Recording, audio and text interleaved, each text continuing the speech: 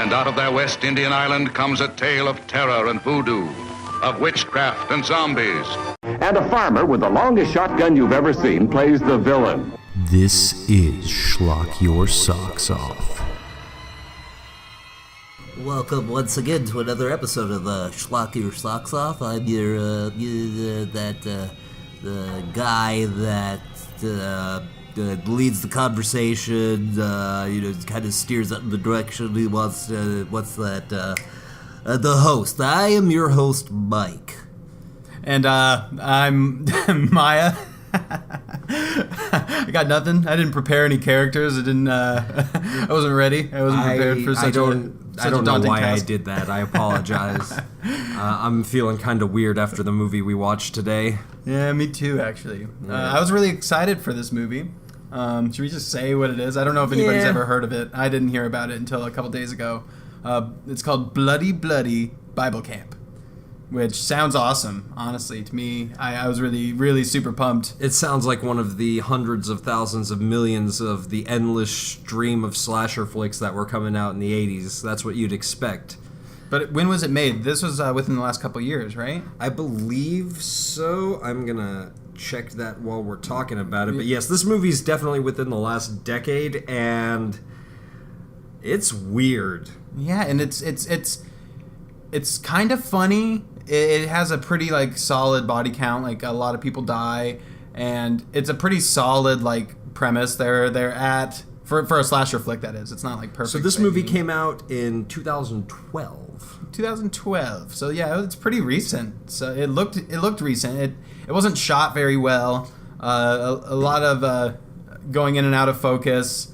The acting wasn't too terrible. There was pretty defined characters throughout. Everyone was kind of fucked up. It's kind of what you'd expect out of any Friday the 13th movie as far as drugs, alcohol, sex, and ridiculous nerdy characters or ridiculous jockey characters. But everyone seemed a little rapey to me, for the most part. I think every single male character in this was a little rapey. Yeah, extremely rapey. Yeah, for sure. Every single one of them. But this movie started off so strong, in my opinion. The opening credits, I think they drag them out for the first 8 minutes of the movie, maybe a little longer, and we get to see an entire camp get basically killed by the nun killer, who is the killer in this. It's someone who dresses as a nun and wears a mask and goes around killing people with her cross. And I thought it was fucking solid. There was plenty of kills, some pretty fucked up ones. Yeah, it does have a good, solid kill count for the opening. What would you say? That scene's probably 10 minutes long? Yeah, just about. The thing you got to remember about this film, though, is it looks like it had maybe $500,000 budget, and that's being generous. I'd say that's a little high. They did use... The effects were fine. There was a good amount of blood and stuff, so they had the effects there for the most part. Some of them they kind of had to cut around. But I can't imagine what they'd be spending their money on if they had $500,000, besides maybe the campsite, which even then, it didn't seem like they were always, I don't know. It sounds kind of expensive. Yeah, my biggest complaint about this movie, just from a filmmaking standpoint, honestly, is how poor the lighting was for most of this film, because a lot of it takes place in the woods at night, and I understand that when you're doing that and you don't want to shoot night for day, you're obviously going to have to rent some lights and light it, but these guys did not know what they were doing. They couldn't get somebody to hold up a diffuser to make those floodlights that they're using just a little bit softer, because in so many scenes it's supposed to be pitch black, which they're actually filming in the dark, so you can't really see most of the background, and then the light that they're shining on their actors is so powerful that their faces are getting whitewashed in it, and you can't make out their facial features, and it's on their clothes, because a lot of them are wearing light-colored clothing and stuff like that. It makes it even brighter. And they all look flushed, and it kind of looks like if you've been to a baseball field at night, they have those lights that yeah, shine. The stadium floodlights. Yeah. That's almost exactly what it looks like. It looks like they're filming in their local park. Yeah. Oh, I'm glad to see those summer pickup games at night are coming in handy. See, Out of all of its problems, though, I'd say my biggest problem is we get that great opening sequence where there's plenty of memorable kills, or at least characters dying back to back to back. Then we don't see another person die for about 45 minutes. Yeah, it just comes to a complete fucking halt. And this movie runs on the long side for a cheap slasher flick like this. And they didn't spend any time basically with the people in the opening credits, but they seem to have pretty defined characters already. Like, oh, those are the nerds, those are the girls, those guys are the rapey guys. And they play it like you're gonna be with this cast for the entire movie. Yeah, but even in that short time we had with them, killing them off seemed like they all like kind of deserved it or whatever. In this movie, or after that happens, it takes them 45 minutes to set up for all these other characters. Basically the same amount of characters die at the end of the movie as at the very beginning of the movie. So it's kind of like an Oreo cookie with fucking the delicious chocolate and then a whole bunch of cream filler in the middle and then the good chocolate on the other end too. And it's not a bad way to describe it. Yeah, that was pretty good. I'm proud of myself. But that's how I'd kind of look at it, just because we really didn't need that beginning, middle bullshit filler stuff. I think if they had to have it, they should have still had the nun, who we barely see any of at that point, other than when they cut back to the nun and she's just like going through the motions of like prepping for the situation. Well, we get like 5 prepping situations with this nun where she's just like reciting poetry or saying like Bible prayers, verses, praying, lighting candles. I think the first time they show the killer in her lair, like she's saying the Lord's Prayer, and I think masturbating. She was saying it in a very sexual way, and almost looked like she was humping her crucifix. It was kind of hard to tell what was going on. I hugged a doll at one point. It was just a bunch of like prep bullshit. We should note too that this is a horror comedy. Yeah, and definitely. not a horror. For sure, horror comedy. And they might have been better if they kept it if they did a little bit less comedy, because I don't think that most of what they were doing was particularly funny.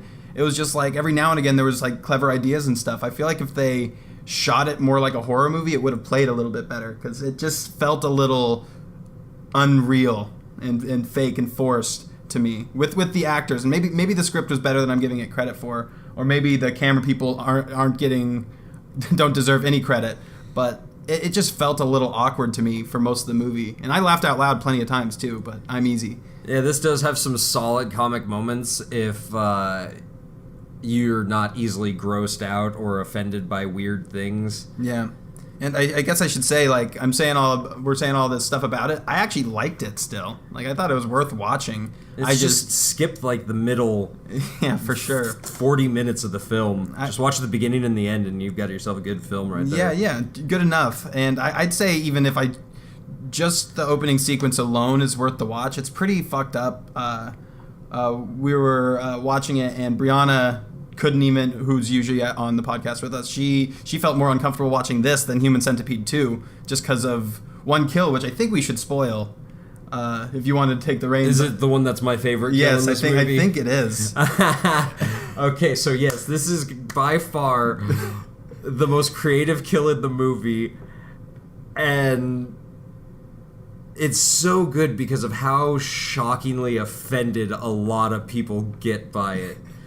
So in the opening scene, it's set in 1977, where there's plenty of, I saw Star Wars.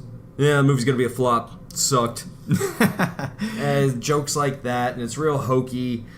This guy and this girl sneak off to go have sex, as one does in the opening of a horror movie. And so they're trying to find a place to biggity bang outside, and the chick ends up bending over a tree stump and is like, why don't you just do me right here? So Bromigo's like, yes, thank God, finally. And then he creams his jeans. In a moment of embarrassment, he tells this intoxicated and randy woman to wait right there.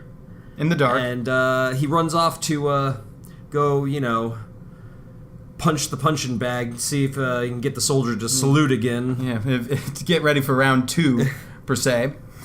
So he finally accomplishes his goal and comes back to find her standing in the exact same positions he's in. Leaning over the stump in the same exact position. And pulls her pants down and penetrates her. And the second he makes the penetration, her head falls off. As in, she'd been decapitated, and the killer apparently had enough crazy glue to get her head to stick on and not bleed long enough for him to start fornicating again. And the kicker of this scene is that he doesn't stop once the head rolls. Yeah, like he starts freaking out. Yeah, he starts screaming bloody murder, but this is, a horny 70s Bible camp kid, repressed Christians, so of course, just screaming his head off while still going to town on the corpse, blood spraying out. And this is where we get into my favorite part of the death. The killer steps out from the shadows, wraps its big arms around said now corpse fucker, and slices his wang off. And they make a joke out of it because, they always say when you got a boner, your head, all the blood's rushing somewhere else.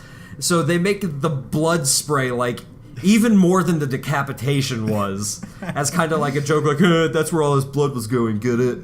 Because he had a boner. There's a lot of blood. And it's just so ridiculous and offensive to so many people.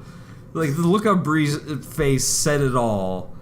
And that's why I got to that part watching this movie independently, and that's how I decided we were going to watch it for the podcast. I stopped it right there. I was like, I got to get Miah, and we got to watch this movie. Yeah, but I think because of that kill specifically, this movie peaked way too soon. It's true. No matter what you think about that, it's definitely the high point of the movie for me personally.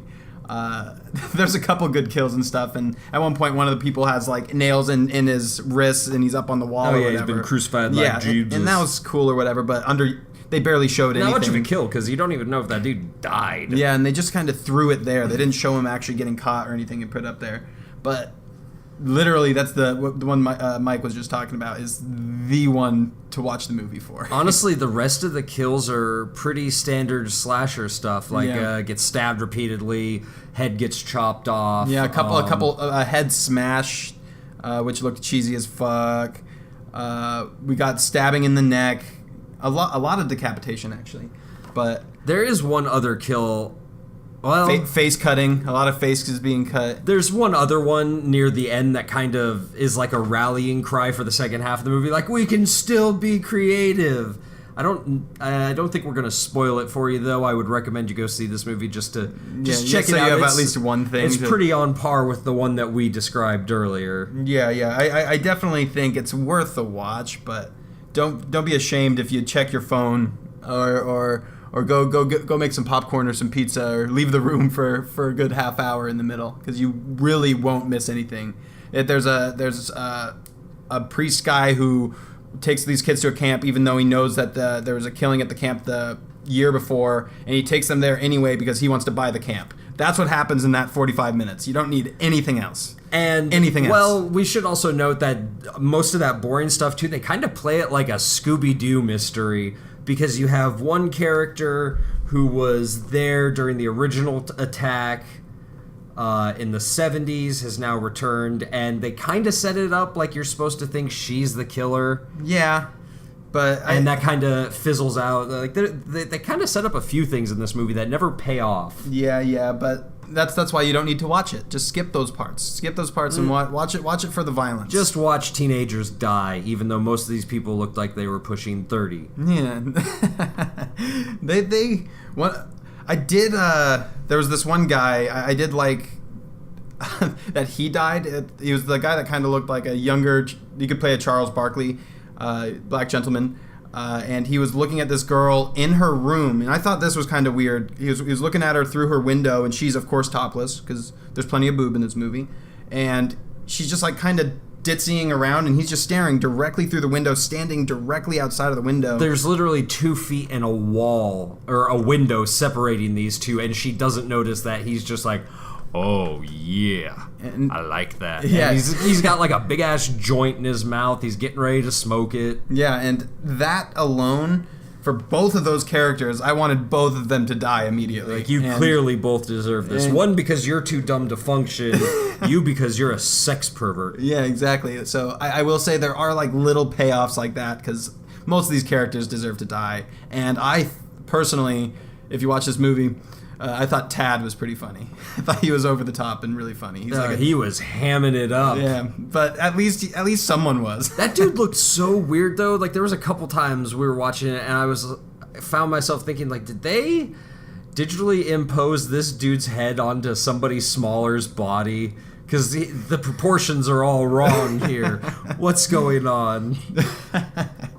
But I think I have exhausted everything I have to say about the movie. Yeah, I would recommend giving it at least one go through. You might find something to like about it that we didn't discuss. And you might hate it. Yeah, you might hate it. You could tell us we should go at rotten hell for suggesting you watch this, Let us know which conclusion you come to if you end up watching this movie. Yeah, and like and subscribe. Yeah, shameless whoring. Yeah. Yay! Yeah. All right, see ya.